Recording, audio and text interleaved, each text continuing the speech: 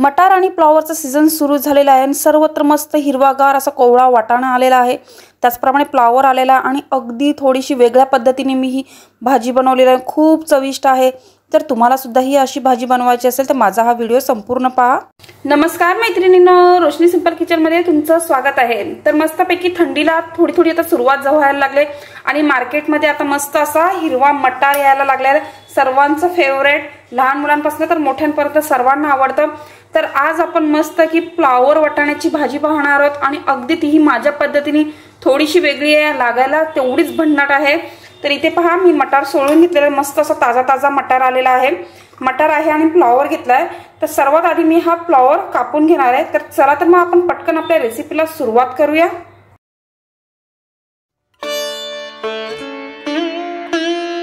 आता इथे तुम्ही पाहू शकता, इथे मी फ्लॉवर मस्त असे पीस कापून घेतलेले आहेत। तर अशा प्रकारे आता आपल्याला फ्लॉवर कापून घ्यायचा आणि मी स्वच्छ 2 ते 3 वेळा मी धुवून घेतलेला आहे। आता हा फ्लॉवर आपल्याला ना थोडासा वाफवून घ्यायचा, कारण फ्लॉवरला थोडासा एक उग्रपणा वास असतो, तो वास निघून जाण्यासाठी। तर इथे आपण थोडंसं मीठ घालणार आहोत आणि त्याचप्रमाणे आपण यात हळद घालणार आहोत आणि आता पाणी घालून हा फ्लॉवर थोडासा 2 ते 3 मिनिटं आपल्याला वाफवून घ्यायचा आहे। तर आता आपण आपला फ्लॉवर वाफवून घेऊया। आता इथे आपण गॅसवरती फ्लॉवर वाफवत ठेवलेला आहे। तर आता आपल्याला एक उकळी आणायची, जास्त शिजवून घ्यायचं नाही। पाण्याला चांगली उकळी फुटली तर आपण गॅसची फ्लेम बंद करणार आहोत, जो काय त्याचा उग्र वास असेल तो निघून जाणार आहे। तर आता आपण एक उकळी येईस तर वाट पाहूया। आता हे पहा, छानपैकी आपल्या याला उकळी आलेली आहे। आता मी गॅसची फ्लेम बंद करते आणि आता ह्यातलं जे काही सर्व पाणी आहे ते आता मी काढून टाकणार आहे। तर आता मी सर्व पाणी काढून टाकते। आता तुम्ही पाहू शकता, आपण सर्व पाणी काढून टाकलेलं आहे। आता ह्यात आपल्याला 2 चमचे बेसन घालायचंय आणि याला थोडंसं असं बेसनचं बाइंडिंग करायचंय। आपल्याला सर्व मिक्स करून घेऊया। तर या बेसनामुळेच आपल्या भाजीला अगदी उत्तम टेस्ट येणार आहे आणि ग्रेव्ही सुद्धा मस्त अशी घट्टसर होणार आहे।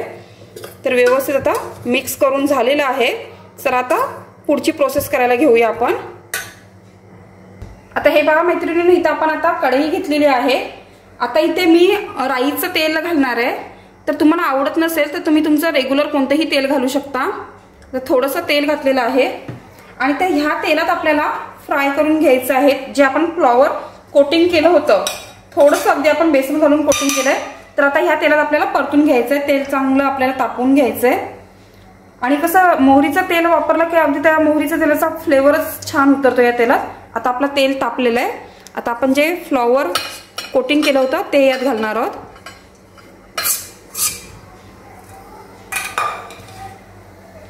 आणि आता आपल्याला हे फारसं शिजवायचं नाही, फक्त जस्ट म्हणजे त्यांना वरतून थोडंसं असं क्रंचीपणा येण्यासाठी आपण आता हे व्यवस्थित तेलात परतून घेणार आहोत। तर एक 2 ते 3 मिनिटं आपण व्यवस्थित हे फास्ट फ्लेमवरती परतून घेऊया फ्लॉवर। आता हे पहा, 2 ते 3 मिनिटं झालेले आहेत। आता तुम्ही पाहू शकता फ्लॉवरचा रंग थोडासा बदललेला आहे। आता असं केल्याने काही घरात कसे लहान मुलं फ्लॉवर खात नाही, फ्लॉवर बाजूला बाजूला काढतात। जर तुम्ही अशा प्रकारे जर केलं तर मुलं सुद्धा आवडीने खातील, खूप छान लागते। आता आपण हे फ्लॉवरचे तुकडे त्यात काढून घेऊया। आता आपण सर्व फ्लॉवरचे तुकडे काढून घेतलेत आणि त्याच कढईत आता आपल्याला भाजी बनवायची आहे। तर सर्वात प्रथम आपण ह्या मोहरी घालूया।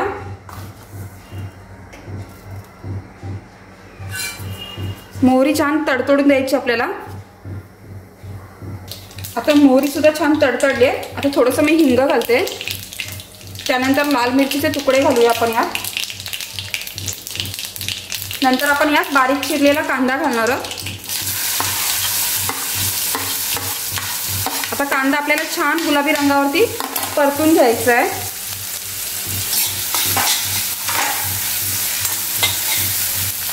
आता आपला कांदा सुद्धा छान गुलाबी रंगावरती परतून झालाय। थोडासा मी कढीपत्ता घालते,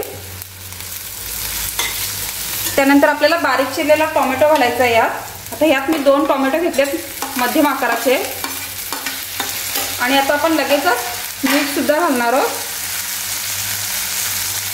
तर मिठाने काय होईल, आपला जो टोमॅटो आहे नरम पडण्यास मदत होईल। तर आता आपण टोमॅटो नरम होईल तर हे परतून घेऊया सर्व। आता टोमॅटो आपला व्यवस्थित नरम होऊ दे, तिथपर्यंत मी 2 मिनिटं अगदी झाकण देऊन ठेवणार आहे म्हणजे व्यवस्थित टोमॅटो आणि कांदा आपला शिजला जाईल। चला तर पाहूया। तुम्ही पाहू शकता आपला टोमॅटो पण मस्तपैकी नरम झाला। आता इथे मी बारीक चिरलेला टोमॅटो घातले, तुम्ही प्युरी सुद्धा घालू शकता। आता आपण हळद घालूया। त्यानंतर मी इथे घरगुती मसाला घालते, तुम्ही तुमच्याकडे कोणताही अवेलेबल असेल तो मसाला घालू शकता। तर तुम्हाला केवढा कितपत तिखट हवं आहे तेवढं घाला। आता मसाला आणि हळद व्यवस्थित परतून घेऊया आपण।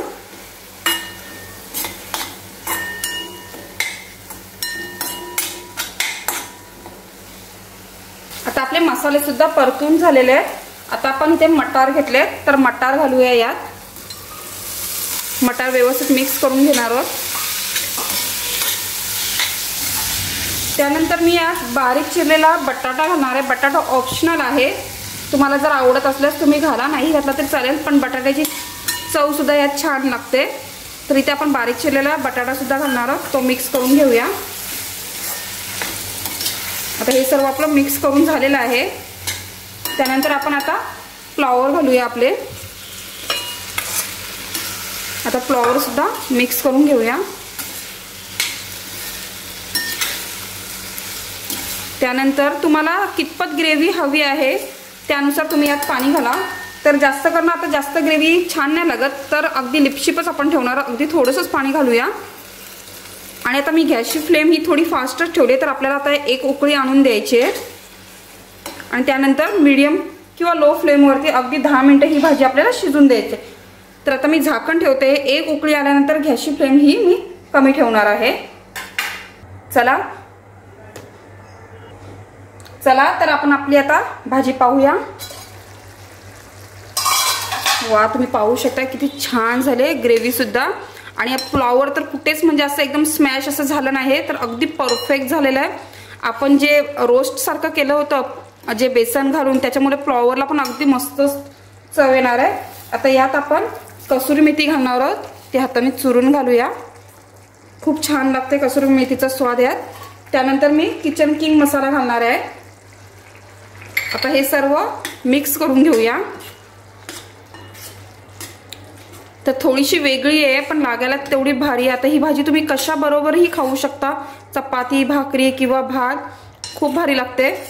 आता आपली भाजी तयार झाली, मी गॅसची फ्लेम बंद करते आणि वरून आपण खूप सारी अशी कोथिंबीर घालूया, मिक्स करून घेऊया सर्व। तर मस्त आपली आता गरमागरम फ्लॉवर वाटाण्याची भाजी तयार झालेली आहे, तुम्ही पाहू शकताय। तर मैत्रिणींनो, तुम्हाला जर माझी ही रेसिपी आवडली असेल नक्की लाईक करा, शेअर करा आणि सबस्क्राईब करा।